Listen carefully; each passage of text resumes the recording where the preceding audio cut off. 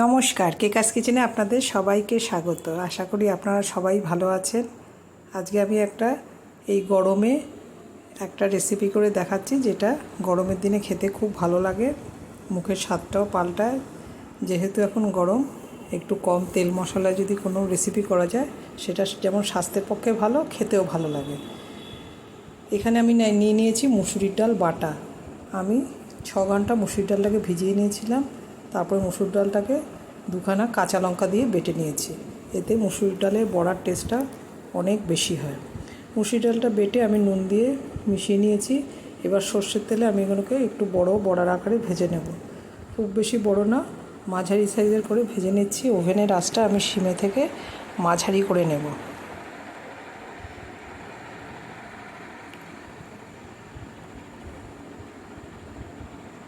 এইভাবে আমি বড়াগুলোকে 2 পিঠ একদম সোনালি করে না, মোটামুটি যখন একটু কালার ধরবে তখনই ভাজাটা শেষ করতে হবে। যেহেতু এই বড়াটা দিয়ে আমি একটা গ্রেভি বানাবো, সেই জন্য বড়াটা খুব বেশি ভাজা করলে অনেক সময় বড়াটা শক্ত হয়ে যায়, ঝোলে দিলে খেতে ততটা ভালো লাগে না। এই জন্য একদম সোনালি করে ভাজা যাবে না, একটু রং ধরলেই বড়ার কালারটা, তখন বড়াটাকে তুলে রাখতে হবে। সেই মতো আমি সমস্ত বড়াটাকে এইভাবে ভেজে নেব।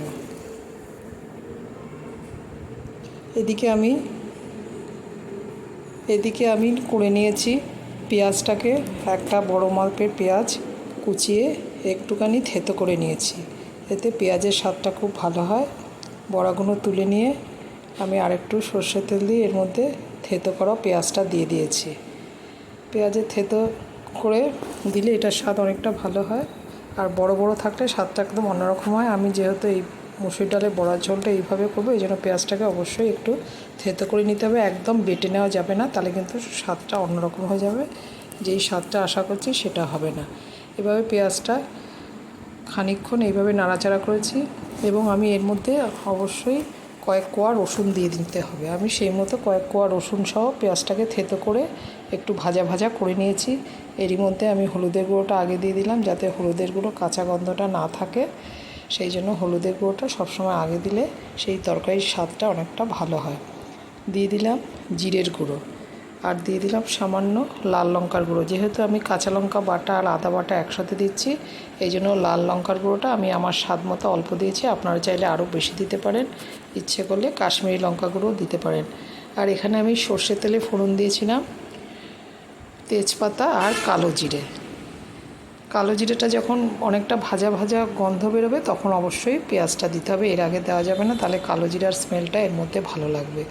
দিয়ে দিলাম টমেটো বাটা। টমেটোর সাথে আমি আরেকটা কাঁচা লঙ্কা বেটে নিয়েছি।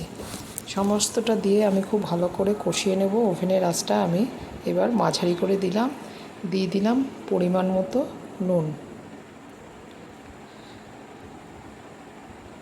অনেকক্ষণ কষাতে হবে, যতক্ষণ না টমেটোর কাঁচা গন্ধটা না যায় ততক্ষণ ধরে এটা আমি কষিয়ে নেব। আস্তে আস্তে যখন কষানোটা অনেকটা হয়ে যাবে, সেই অবস্থায় আমি দিয়ে দিলাম বয়েল করা আলু। আলুটাকে আমি আগেই বয়েল করে রেখেছি, এতে আলুর টেস্টটা খুব ভালো হয়।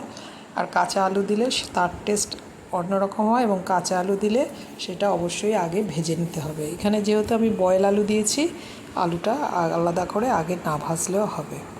এবার আমি দিয়ে দিলাম একটু ডাল বাটা সহ জলের মিশ্রণটা। ডাল বাটাটা জলের সাথে একটু মিশিয়ে দিলে গ্রেভিটা যেমন ঘন হয়, খেতেও কিন্তু খুব ভালো লাগে।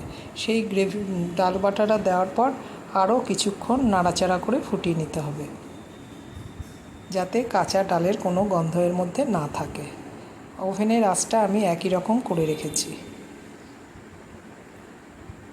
খুব যখন টকবক করে ফুটে কষানো হয়ে গেছে, তারপরে আমি এর মধ্যে জল দিয়ে দিলাম পরিমাণ মতো। যেহেতু আলুটা বয়েল করা, এই জন্য জলটা কিন্তু খুব বেশি দেওয়া যাবে না।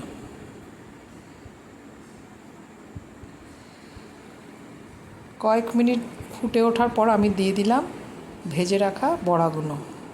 সমস্ত বড়াটা দিয়ে আমি খুব ভালো মতো আবারও মিশিয়ে কয়েক মিনিট ফুটিয়ে নেব।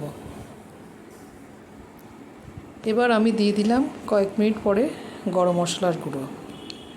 আমার এই বড়ার ঝোলটা হয়ে গেছে। আশা করি রেসিপিটা আপনাদের ভালো লাগবে। বাড়িতে অবশ্যই ট্রাই করবেন। নমস্কার, আপনারা ভালো থাকবেন।